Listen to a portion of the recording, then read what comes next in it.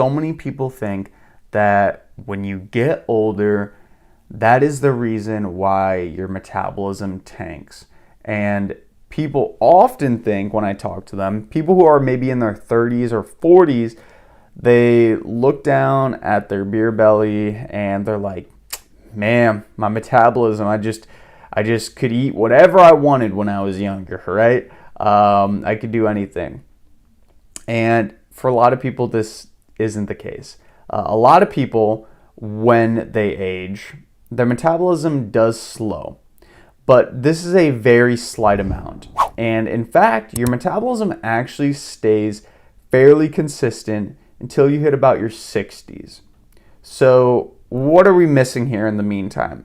Why is it 30 to 40-year-olds seemingly are gaining a bunch of weight? Well, if you think about it, kids, job, more formal responsibilities, probably a lot less physically active than they used to be. Oh, of course, if they're maybe stressed from the kids, job, family, work, etc., maybe they're eating not the healthiest anymore too. Sounds like a double-edged sword. Sounds like a double-edged sword where most people might be not being as physically active from all the different things and not eating the best, okay? So that's potentially why in your 30s and 40s. But once you hit your 60s, there may be some hormonal issues that happen, and there may be some hormonal issues in general, despite your age.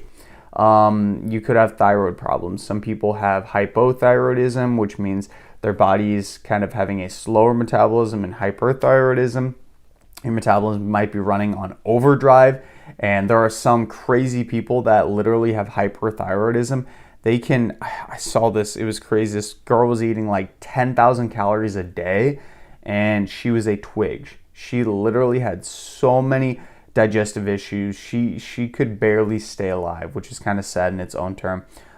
There also could be some medication interactions that cause some weight gain if you're taking. But again, as I discussed, most individuals, especially when they get very older and they get into that senior age, people retire. And when you retire, there's a lot less formal responsibility, and there might be a lot less reason to interact with the world. And this can lead to decrease in physical activity, decrease in muscle mass, functional ability, of course, and then overall energy.